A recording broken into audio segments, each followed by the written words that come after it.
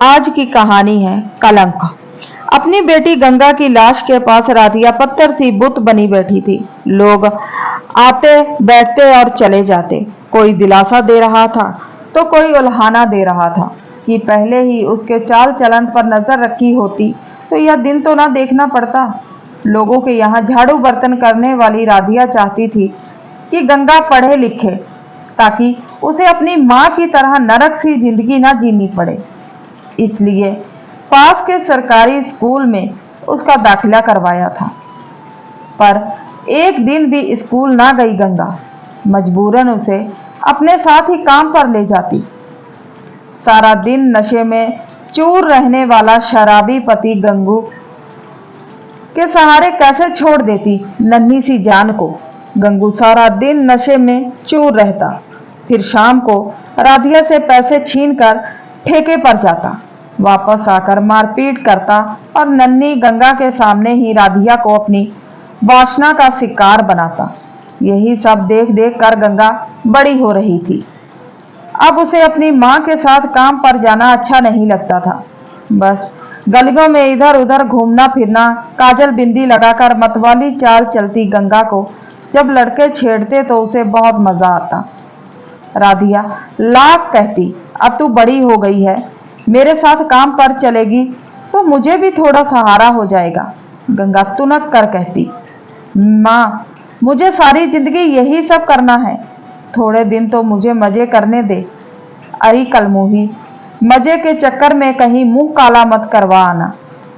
मुझे तो तेरे रंग ढंग ठीक नहीं लगते। यह क्या, अभी से बन सवर कर घूमती फिरती रहती है। इस पर गंगा बड़े लाड से राधिया के गले में बाहें डालकर कहती, माँ मेरी सब सहेलियां तो ऐसे ही सज धज कर घूमती फिरती हैं, फिर मैंने थोड़ी काजल बिंदी लगा ली तो कौन सा गुनाह कर दिया। तू चिंता ना कर माँ, मैं ऐसा कुछ नहीं करूंगी। पर सच तो यही था कि गंगा भटक रही थी। एक दिन गली के मोड़ पर अचानक पड़ोस में ही रहने वाले दो बच्चों के बाप नंदू से टकराई तो उसके तन बदन में सिहारन सी दौड़ गई। इसके बाद तो वह जानबूझकर उसी रास्ते से गुजरती और नंदू से टकराने की पूरी कोशिश करती। नंदू भी उसकी नजरों के तीर से खुद को ना बचा सका और यह भूल बैठा कि उसकी पत्नी और बच्चे भी हैं। अब तो दोनों छिप छिप कर मिलते और उन्होंने सारी सीमाएं तोड़ दी। पर इश्क और मुश्क कब छिपाए छिपता है। एक दिन नंदू की पत्नी जमुना के कानों तक यह बात पहुंच ही गई तो उसने राधिया की खोली के सामने खड़े होकर गंगा को खूब खरी खोटी सुनाई। अरे गंगा बाहर निकल, अरे कलमुही, तूने मेरी गृहस्थी क्यों उजाड़ी। इतनी ही आग लगी थी तो चकला खोल कर बैठ जाती। जरा मेरे बच्चों के बारे में तो सोचा होता। नाम गंगा और काम देखो करमजली के। 3 दिन के बाद गंगा और नंदू बदनामी के डर से कहीं भाग गए।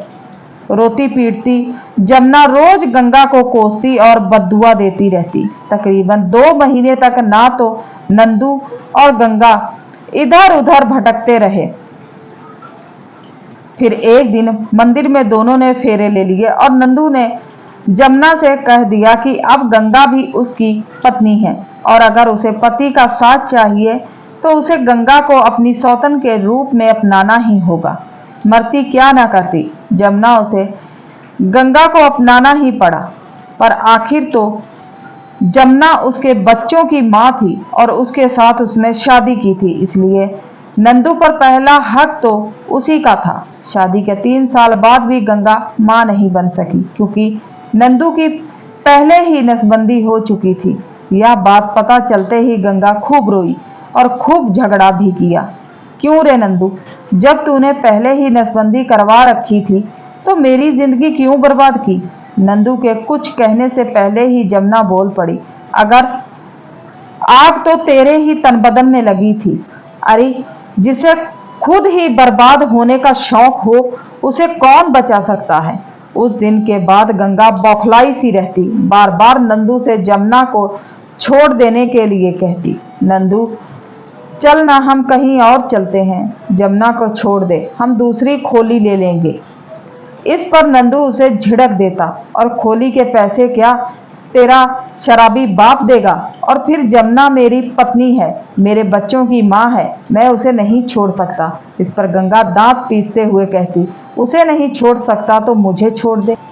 इस पर गंगू कोई जवाब नहीं देता। आखिर उसे दो दो औरतों का साथ जो मिल रहा था, यह सुख वह कैसे छोड़ देता। पर गंगा रोज इस बात को लेकर नंदू से झगड़ा करती और मार खाती। जमुना के सामने उसे अपना औहदा बिल्कुल अपना सा लगता।